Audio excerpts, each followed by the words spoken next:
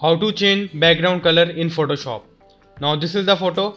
I want the background color to be changed. Now what I'll do is I'll go to this selection tool, and now I will select my subject. Make sure you do it precisely so that there won't be any blemishes. So I am basically selecting my subject here. So it is almost done there. Now what I'll do is I'll right click this and select inverse, this option, select inverse. So this is the part, this is the background which has been now selected. Now I'll go to this selective color option and I will increase or decrease this blue and see what is happening there. There is nothing happening. Now go to this neutrals, and now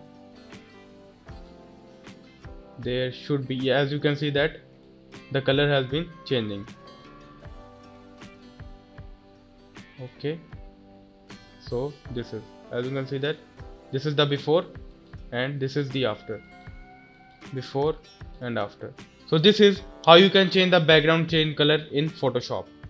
Thank you for watching. For more videos, please subscribe.